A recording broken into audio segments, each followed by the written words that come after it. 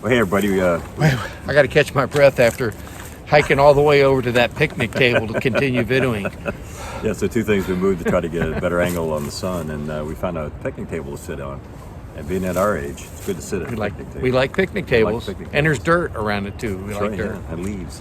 So, all right, so what's next on the list there, Joe? How did we stay warm in our tents? Good question. It's actually two parts to it. Yeah. Probably maybe three parts to it. One, first of all, is make sure you're finding the right place to set your tent up. If it's cold, if you can find a place that's actually in the sun, that's a pretty nice thing. Yeah. But positioning, also paying attention to where the wind's coming from, and positioning it so that the wind is hitting your tent in a manner that it's not blowing right into your vestibules and so forth. And that's key. And then, real important is sleep system, which we talked about in the gear video. Is just make sure you have your sleep system dialed in. Don't pay attention to comfort. Pay attention to what you need to be warm. So I had a 0 degree bag. David had a 0 degree. We had the Thermarest X-Therm, which is geared towards colder temperatures. And we used foam pads underneath our X-Therms to add an extra layer of protection, and then also add an extra layer of insulation. So that helped a lot. And then having the right clothes to wear when you're sleeping. Being able to layer. Yeah. And that's, one of the things that Joe and I did a pretty good job even before we did the AT is we did a lot of shakedown hikes.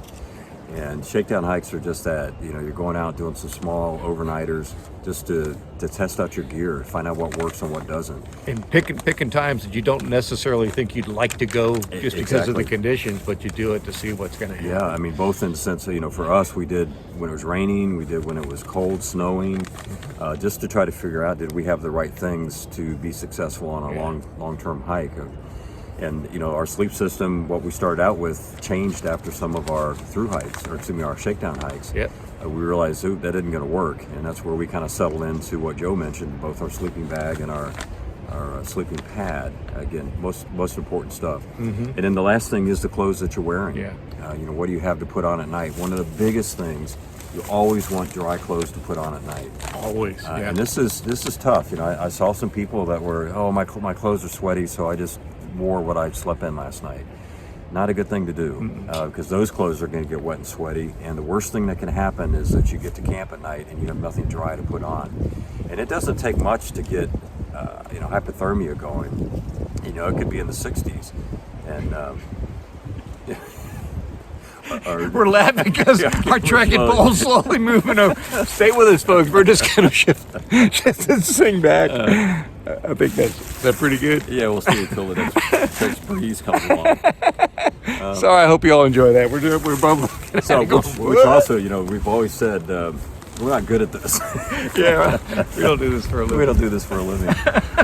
Anyway, so dry clothes are very important, and for me, when we were through hiking or in the winter and certainly the snow and stuff, is I had some long john type, lowers and uppers, as well as carrying a fleece, as well as having a puffy. Layering is critical, both in what you're doing in the hiking during the day component of it, but just as important at night when you're hanging around the camp or you're diving into your tent. And I'd say for me, it was rare that when I went to bed at night, those aren't the clothes that isn't the configuration I ended up with in the morning, because it's going to get colder as the night goes on. So I may start out with my puffy on, then I'm too warm, I take it off and whatever. Mm-hmm. Then as the night wears on, I might put some additional things on just to make things work. And then I always got up early enough in the morning I could reconfigure my clothing, plenty of time to get out of my bag. But the key is dry stuff. If you decide to hike in your sleeping clothes and your other stuff's wet in the winter up there, in the Sierras especially, things don't want to dry out. It's not going to want to dry out. So then you'll be faced that evening with your hiking clothes, your sleeping clothes, which you hiked in, can be wet from sweat. Right. And then your other stuff might still be wet and really cold, so now you're in kind of a quandary. And it's a tough thing, probably the toughest thing is in the morning putting on wet, damp clothes. Yeah, I think. And it's so tempting to, I'll just keep the dry stuff, but the secret to that too is try to keep those clothes warm if you can. Put them inside your sleeping bag, in a bag or something that's not going to get your sleeping bag wet. But then, you know, when you put them on in the morning, is be ready to move. You know, you're not going to hang around camp at that point. You're going to get your clothes on, get things moving, get your tent, and move. Yeah, just that's key, because then you get moving right away. You generate some body heat. But one little trick that is fun, back to sticking with the clothing and being warm. It was on the last day of your segment. So if you're out for a 5-day segment, by all means, that morning, screw it. You just wear your sleeping clothes, and you can hike in those if you want. You don't have to change. And you're heading into town to do laundry day. Although sometimes I would still change out so I could wear my sleeping clothes in town while I'm getting some other stuff cleaned up. Right. The other thing that I found worked is, you know, when the clothes are a little bit damp, particularly if you've sweated during the day and so forth, is around camp when I first get there, I may leave them on, and you know, usually I didn't have my fleece on. I would eventually pull it off when I'm hiking, but I put my fleece back on. I might put my puffy on top of that, and just the body heat itself would end up drying everything out. Yep. And so I at least get some of the moisture out of it. Maybe not all of it, but at least it wasn't soaking wet. So that helped. And then I guess last technique, since we're still talking clothes and wet, is I would use my bug net as almost like a laundry sack, if you will, at night. And I would put my wet clothes inside the bug net, and my not wet, let's call them damp, inside the bug net, and they would end up in the foot of my sleeping bag while I'm sleeping at night. So that would have a chance to help them dry out and air out and have them warm for me when I put them on in the morning. Yeah. So do what works for you, but again, it's critical just to, again, if you do some shakedown hikes where you can learn all this stuff before you get out in the middle of nowhere. But then the other key thing is always have a set of dry clothes, and that makes all the difference in the world of staying warm ultimately inside your tent. Yeah. So. All right, let's keep talking. I'm just going to adjust this while you're working on the next one. We need to, we're going to have to get some formal, official camera gear here. All right, so next thing was scariest or most sketchy part of the hike. Well, I think you all can probably, if you followed along with this, you probably saw the parts we deemed the sketchiest, which was mainly the Sierra. Well, I don't know, man. It was that hike from the trail to Paradise Valley Cafe. I think it was 3/4 of a mile. Right. And the rain was starting to come in this way. That was tough. You know, and we were worried that were they open or not, you know. Yeah, that was probably the bigger thing. Were they going to be open?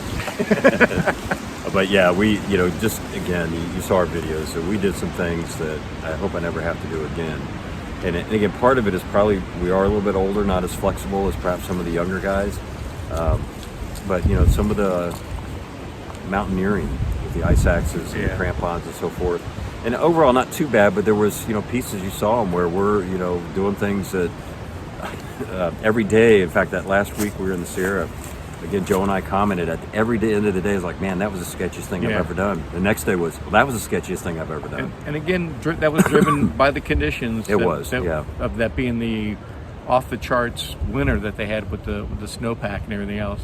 But each of those things, while they were the scariest, it was doable with patience. Right. But the biggest thing was the consequences of the mistake. So if you do take that one bad step and you weren't prepared to arrest yourself, the consequences could be really bad. And so that's what made it scary, because we're sentient beings and we could think through the consequences before those things happen. So it'd be like.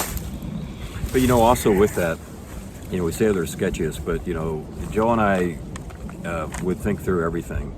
We didn't just kind of bust out and say, oh, what the heck, let's just go do it.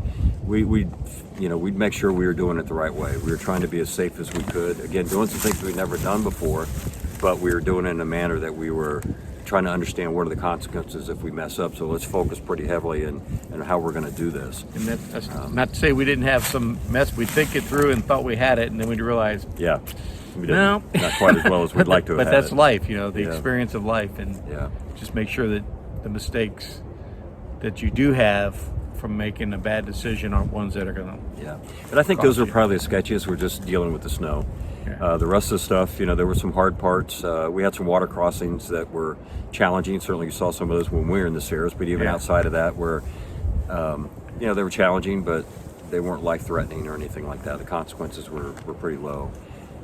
And especially too, we weren't alone. We had each other, and we had Skeletor with us through the Sierras, which again helped tremendously. Those are important. Yeah. All right. Well, then I think we had a couple questions about resupplies.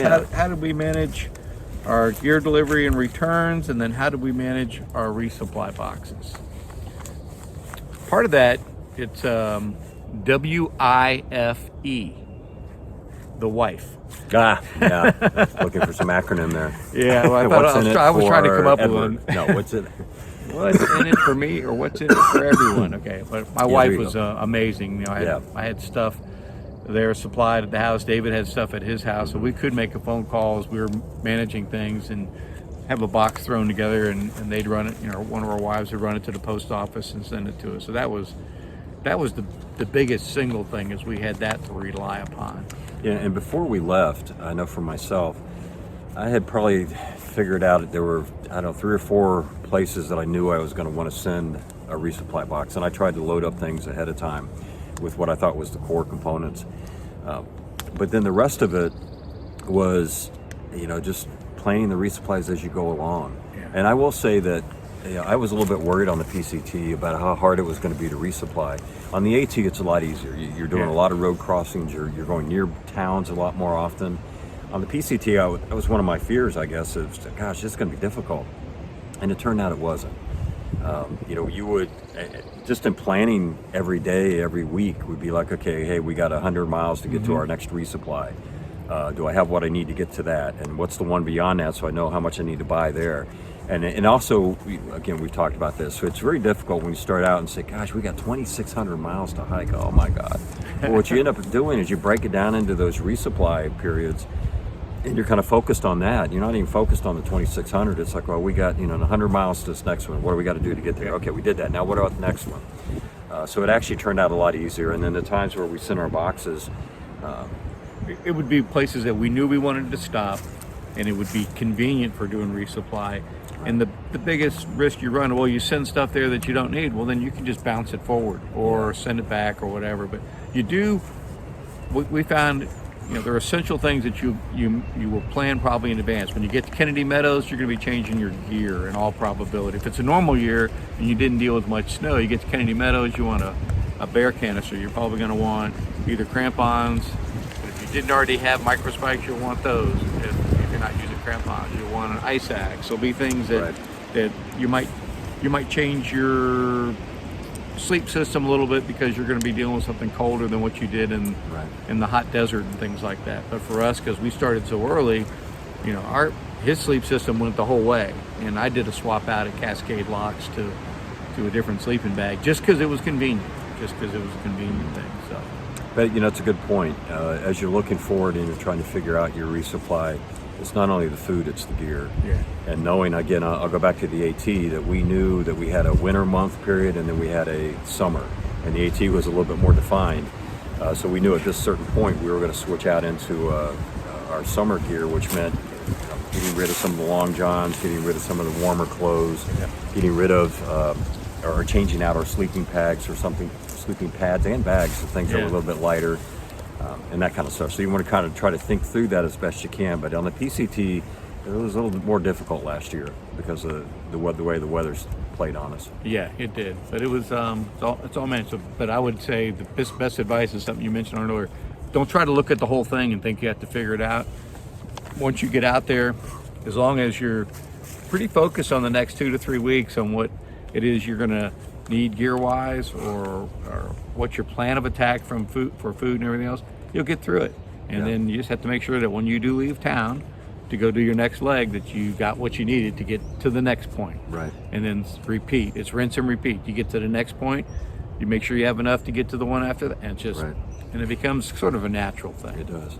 And the nice thing also, if you're hiking with other people, and particularly for Joe and I, there was a little bit of feeling of safety and security of that in a lot of different fashions, and even on the food front, that if by chance, oops, I misgauged this, or either in the fact that, gosh, I got a lot more food than I need, or oops, I'm going to be a little bit short, you know, we'd swap up stuff. And it's same with everybody. You know, one of the things that's so cool with the hiker community is if you're sitting in a crowd, somebody says, oh man, I'm going to be short on food. Everybody out there, hey, I got this, you want that?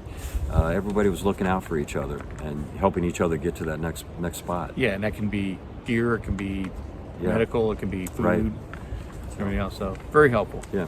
All right. What else we got here? It was the favorite food, I think. Oh, favorite food. What were your favorite meals, and what changes did we make? Gosh, that's a tough one. I mean, Something on a tortilla. Yeah, something on a tortilla. One thing I will touch on is that I ate a lot of Snickers on the AT, a lot. I mean, that was just kind of the go-to for calories and everything else. And I changed that up. I didn't do that as much on the PCT. I just started trying to find other sources that might throw more protein my way, and it was hard still. I mean, I still would have, remember in the Sierras going up one of those passes, like, I gotta have a Snickers, because it will throw a lot of energy at you in a hurry. But so I did change that. But my favorite meal, pad thai, Backpacker's Pantry pad thai with chicken. Very good, yeah. Yeah, that just became my go-to, because once I got to where I was hungry enough to eat it, I think it was around 800 calories for 2 servings and 42 grams of protein, and it tasted good. It was really good. So that would be, if I had a favorite, that would be it. Yeah, lasagna was mine. If I could get a Mountain House lasagna, but probably any of those, Mountain House or what all the different brands are, Food Pantry, whatever the different dehydrated meals, was always a luxury item. If you got into a town and you had the ability to buy some, unfortunately they're very expensive. Right. But if you could just pick up one for the next segment, that was a big thing. It's a big treat. Yeah. Right. And it's a nice. But I would say, favorites. I don't know about favorites, but I would say common. Honey buns were a staple. And one nice thing about honey bun is you squish them all up in any way you want, and they still taste good. Yeah. Again, tortillas. Anything on tortillas, tunas, peanut butter.